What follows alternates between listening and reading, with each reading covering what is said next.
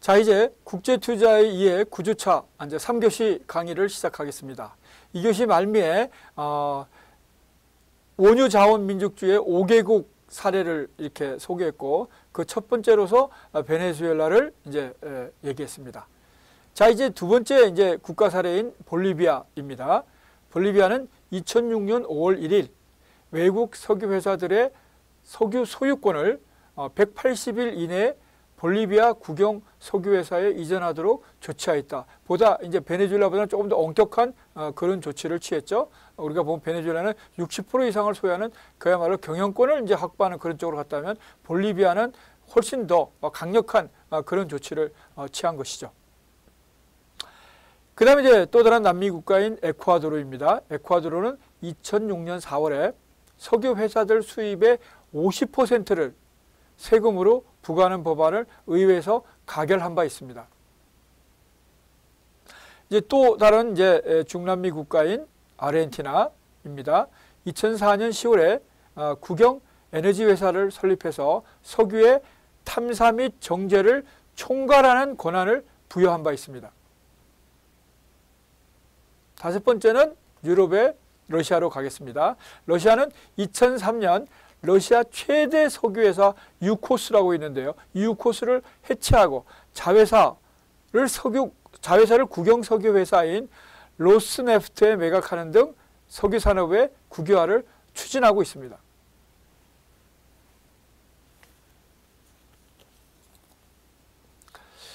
자, 이제는 이제 원자재 자원민족주의입니다. 여기도 이제 3개국의 사례를 들 수 있겠는데요.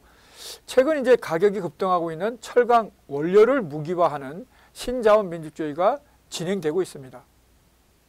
철강 수요가 증가하면서 그에 따른 가격 급등에 대해서 철강 원료의 수출을 억제하거나 금지함으로써 이를 무기화하고 있는 것입니다. 또한 원료 수출의 대가로서 대규모 철강 프로젝트에 대한 공동 참여와 공급이 부족한 원료의 수입을 강요하고 있습니다. 이제 첫 번째 국가 사례인 중국에 대해서 살펴보겠습니다. 중국 정부는 2005년 5월에 철광석, 선철, 고철 등의 철강 원재료에 대해서 가공무용 수출을 금지한 바 있습니다. 특히 철광석과 고철 등에 대해서는 수출 규제를 강화하고 있는 실정입니다. 이제 브라질에 대해서 살펴보겠습니다. 세계 3대 철광석 공급업체인 CVRD가 있는데요. 이 CVRD는 철광석 공급업자로서의 독점적인 지위를 유지하고 브라질 내 제철소 합작 프로젝트에 대한 외국 철강사의 투자를 유도하고 있습니다. 특히 한국 포스코와 일본 신일본제철, JEE 스틸, 중국의 바오산 등에 공급하는 철광석 가격을 2008년 4월부터 65% 인상한 바 있습니다. 이제 세 번째 국가 사례인 호주에 대해서 살펴봅니다. 호주의 광산업체 리오틴트와 BHP 빌리톤도도 철광석 가격의 최대 154% 인상을 요구한 바 있습니다.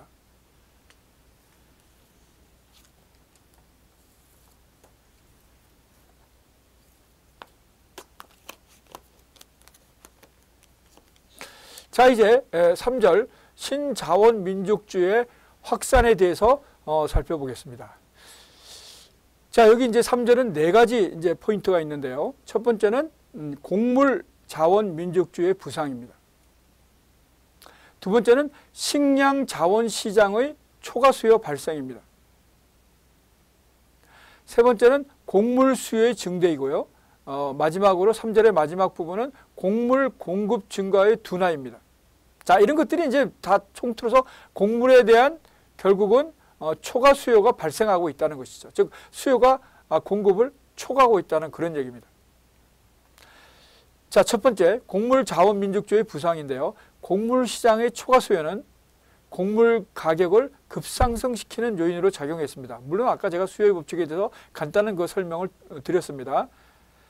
이에 따라 식량을 전략적 무기로 활용하는 곡물 자원 민족주의가 대두되고 있습니다.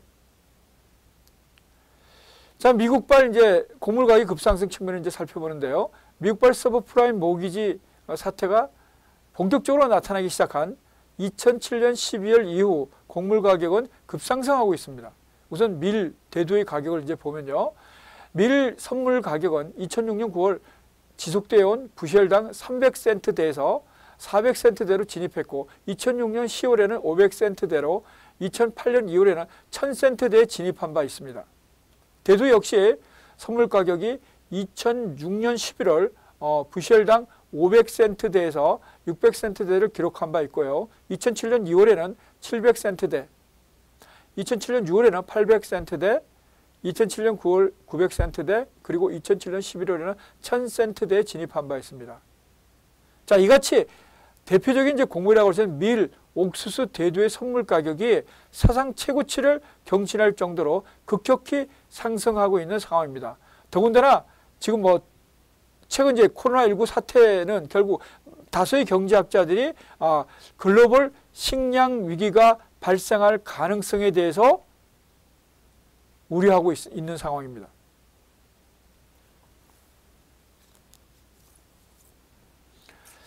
식량의 전략적 무기화 측면인데요. 자, 이같이 이제 곡물 가격이 급상승하면서 이를 전략적 무기로 활용해서 국가의 부로 축적하려는 식량 자원 민족주의도 나타나고 있습니다. 대표적인 식량 수출 국가인 이제 우크라이나, 카자흐스탄 등 이런 국가들뿐만이 아니고 중국과 같은 식량 소비 대국들도 수출을 제한하는 등 식량에 대한 민족주의가 확산되고 있는 상황입니다. 여기서 이제 두 국가의 사례를 이제 지적하겠는데요. 첫 번째 중국입니다. 곡물 및 곡물 가루에 대해서는 수출 환급금을 폐지한 바 있습니다. 그러니까 수출 우대 조치를 이제 결국 없앤 것이죠. 그러니까 수출을 억제하는 이런 조치를 취했다는 얘기입니다. 또한 2008년 1년 동안 5에서 25%의 수출 관세를 잠정 부과한 바 있고요. 곡물가루에 대해서는 수출 쿼타제를 실시하고도 있습니다. 수출 쿼타라는 것은 수량을 제한하는 것이죠. 수출량을 제한하는 조치입니다. 두 번째 우크라이나의 경우인데요. 곡물 수출 허가제를 곡물 수출 쿼타제로 강화해서 시행하고 있습니다. 2007년 2월에 사료용 곡물에 대한 수출 쿼타제는 철회했지만 밀, 호밀 등 식용 곡물에 대해서는 여전히 수출 쿼타제가 시행되고 있습니다. 자, 이제는 이제 두 번째 식량자원 시장의 초과 수요 문제입니다. 즉 식량자원, 즉 곡물 시장은 수요가 공급을 초과하고 있어서 전 세계적으로 초과 수요가 발생되고 있습니다. 곡물의 생산량과 소비량은 전반적으로 모두 증가하고 있지만 2000년도에서 2001년도 발생한 초과 수요가 생산이 소비를 따라가지 못해서 점점 이런 초과 수요가 증대되고 있는 상황을 나타내고 있습니다. 2000년도, 2001년도에 보면은 세계 곡물 생산량은 16억 8,560만 톤이었지만 소비량은 17억 500만 톤으로 약 1980만 톤, 무려 2000만 톤의 초과 수요가 발생한 바 있습니다. 이후 생산량 증가폭보다 소비량 증가폭이 더 커서 2006년, 2007년도에는 생산량이 19억 5,710만 톤, 소비량이 19억 8,390만 톤으로서 약 무려 3천만 톤에 가까운 초과 수요가 발생한 바 있습니다. 특히 중국과 인도의 경우가 좀 심각한데요. 자, 2001년부터 중국 곡물 시장에는 초과 수요가 나타났고 인도의 경우에도 2002년, 2003년부터 초과 수요가 발생했습니다.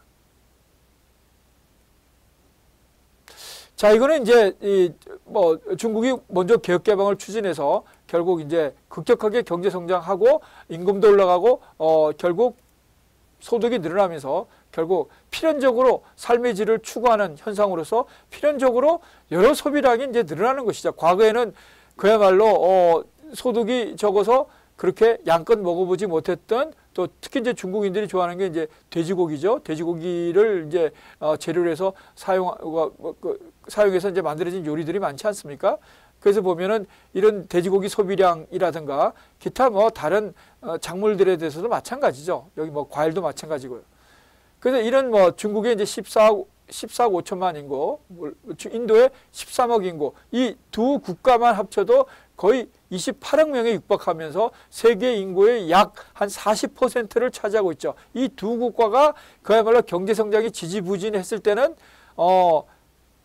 세계 식량 공급부는 결국 좀 여유가 있었다고 볼 수 있죠. 그러나 이제 이들 두 국가가 급격하게 경제 성장하면서 조금 전에 지적한 바와 같이 결국은 소비가 늘어나게 되고 결국 그것이 결국 이제 초과소의 형태로 나타나서 결국 지금 우리가 배우고 있는 학습하고 있는 이런 글로벌 식량 위기의 가능성까지 지금 대두되고 있는 상황입니다. 자, 이제 세 번째 뭐 연결되는 주제입니다만은 곡물 수요의 증대입니다. 조금 전에 지적한 바와 같이 중국, 인도 등 신흥 시장의 곡물 소비량 증가 및 바이오 연료급. 자, 여기 또 바이오 문제가 있는데요. 자, 이건 이제 옥수수 등 이제 대체 에너지 개발이죠. 그동안 뭐 석유, 천연가스만 의존해 있었는데 여기에 대한 의존도를 줄이고 결국은 대체 에너지를 이제 개발하는 그런 이제 수요가 많이 발생하고 있죠. 그 중에 이제 옥수수를 재료로 한 바이오 연료 개발이 또한 증대되고 있습니다.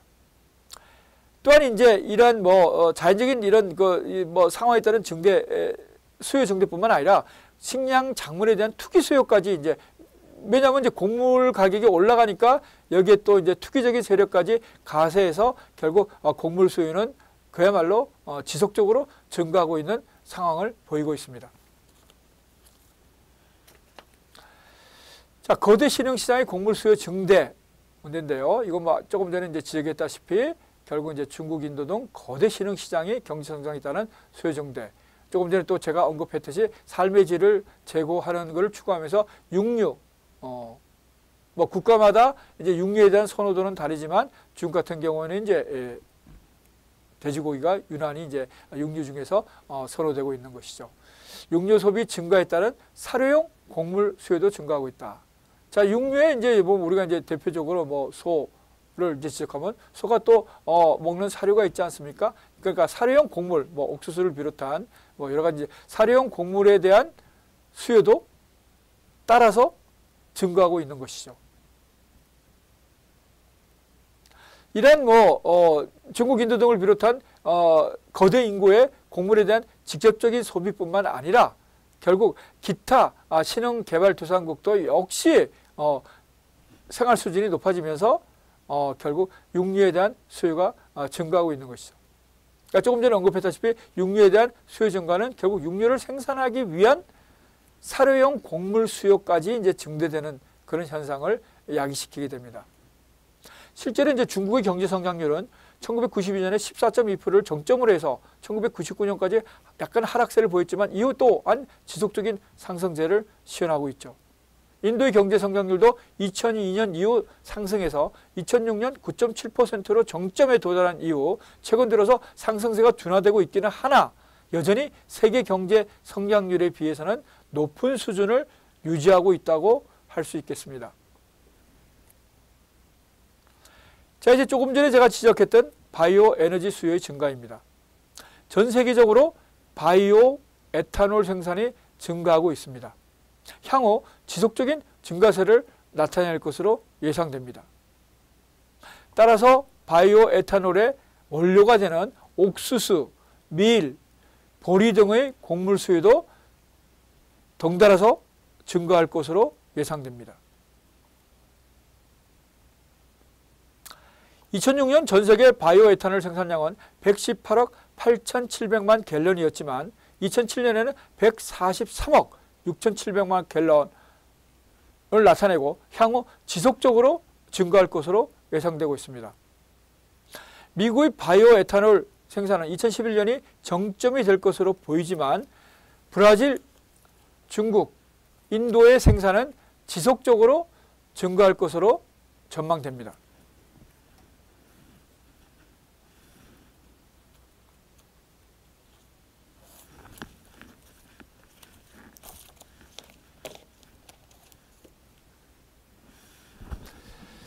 그 다음에 조금 전에 언급한 이제 투기 수요의 발생입니다. 미국발 서브프라임 모기 사태가 안전자산을 선호하게 했고 이로 인해서 곡물 시장으로 자금이 유입되고 있습니다. 이 곡물 시장이 주로 농산물, 원유, 원자재 같은 이제 상품 시장으로 또 유입되고 있는데요. 대표적인 이제 상품 거래소가 시카고 상품 거래소가 있습니다. 이 시카고 상품 거래소에서 밀, 옥수수, 대두, 선물 시장의 경우 순 매입세가 지속되고 있습니다. 즉 선물 시장이라는 것은 미래의 가격을 지금 현재 수요자, 공급자가 균형 가격이 맞다면 정하는 것입니다. 근데 이 선물 시장의 가격이 결국 순 매입세가 결국 지속되고 있다는 것은 결국은 미래의 가격이 상승할 것이라고 예상되고 있다는 증거입니다. 자, 이제 네 번째, 곡물 공급 증가의 둔화입니다. 자, 수요가 아무리 많더라도 공급이 그것을 채울 수 있다면 초과 수요는 발생하지 않겠죠. 또 가격의 상승도 상당히 이제 누그러뜨릴 수 있겠죠. 그러나 현실은 이제 곡물 공급 증가가 즉 수요 증가를 따라가지 못함에 따라서 우리가 앞에서 지적했듯이 결과적으로 곡물에 대한 초과 수요가 발생하고 있다는 것이죠. 자, 이제 곡물 공급 증가가 둔화되는 여러 가지 요인이 있는데요. 지구 온난화에 따라서 기상 이변에 의한 작황 부진이 있고요.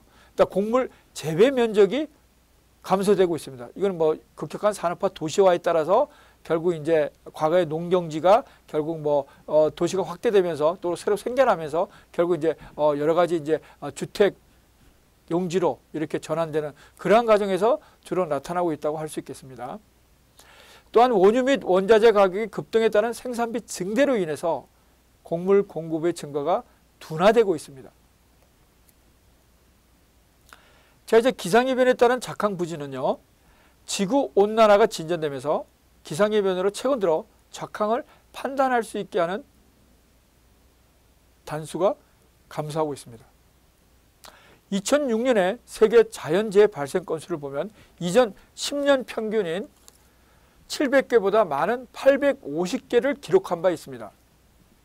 이에 따라서 옥수수 및 밀의 재배 면적 1헥타르당 수확량인 단수 역시 2005년과 2006년 감소한 것으로 나타났습니다. 자, 이제 두 번째 포인트는 곡물 재배 면적의 감소입니다. 2002년 이후 2005년까지 증가했던 세계 곡물 재배 면적은 2006년 감소함에 따라서 이후 생산 능력이 떨어지고 있습니다. 일반적으로 쌀, 밀, 대두, 옥수수 재배 면적을 합한 세계 곡물 재배 면적은 2002년 이후 2005년까지는 증가했지만 2006년 이후에는 감소한 것으로 나타나고 있습니다. 자, 이제 생산 비용의 증가 측면입니다. 원유가 및 원자재 가격이 급등하면서 생산비가 증가했고 이로 인해서 곡물 가격이 상승한 것으로 나타났는데요. 우선 원유가 급등 및 세계 해상 물동량이 증가함에 따라서 해상 운임도 크게 상승했습니다. 이러한 요소 가격의 상승은 상대적으로 생산량을 감소시키는 효과로 나타나서 곡물 공급을 감소시키게 되고 이로 인해서 곡물 가격이 수요를 감당하지 못해서 결국 상승하는 그런 이제 현상이 나타난 것이죠. 또한 아까 이제 선박 해상 운임을 얘기했는데요. 벌크선의 운임 지수는 증감을 반복하고 있지만 즉 증가하고 감소하는 것을 반복하고 있긴 하지만 전반적으로 크게 상승하고 있는 트렌드 즉 추세를 나타내고 있습니다. 이러한 벌크선 운임 지수의 상승도 교육 비용을 증가시켜서 궁극적으로는 곡물 가격을 상승시키는 주요 요인이라고 할 수 있겠습니다.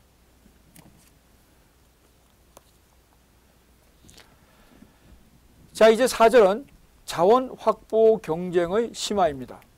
여기 이제 세 가지 측면이 있습니다.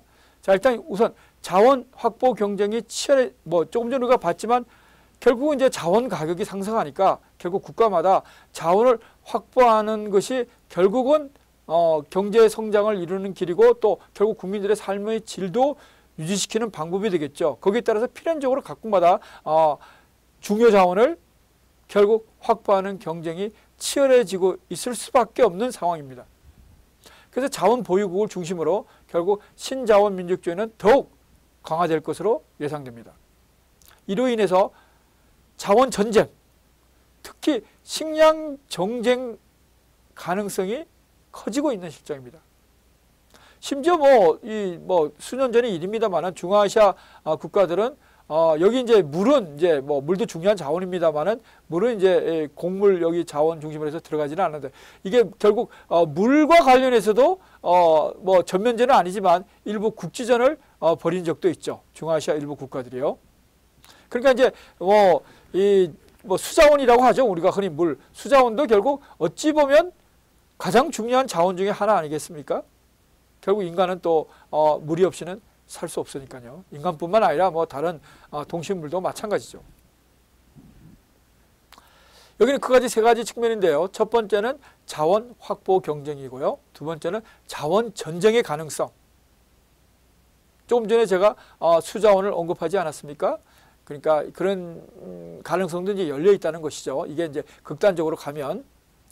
세 번째는 이제 한국의 자원 안보 위협입니다. 자, 이제 신자원 민족주의가 확산되면서 전 세계적으로 미국, 유럽, 일본, 중국 등 강대국을 중심으로 한 자원 확보 경쟁이 치열하게 전개되고 있습니다. 우선 미국을 볼까요? 1970년대 이후 미국도 에너지 부족 국가로 전환되면서 에너지 위기에 대응한 국가 주도 장기 전략을 수립한 바 있습니다. 이에 따라 미국은 해외 이중 개발에 적극적으로 참여하고 있습니다. 자, 이제 최근의 상황을 이제 제가 말씀드리면, 최근에 이제 셰일가스가 이제 발견됐습니다. 그 전까지는 이제 그야말로 기술이 부족해서 셰일가스를 추출해내지 못했어요. 그런 이제 기술의 발전으로 인해서 결국 셰일가스를 추출해내면서 결국 미국이 에너지 패권 국가로 부상하게 되었습니다. 또한 미국 이제 알래스카가 있죠. 이 알래스카는 본격적으로 아직 개발하고 있지는 않은데요. 이 개정 러시아로부터 결국 구입한 이 알래스카가 결국 그야말로 자원의 보고임은 주지의 사실입니다.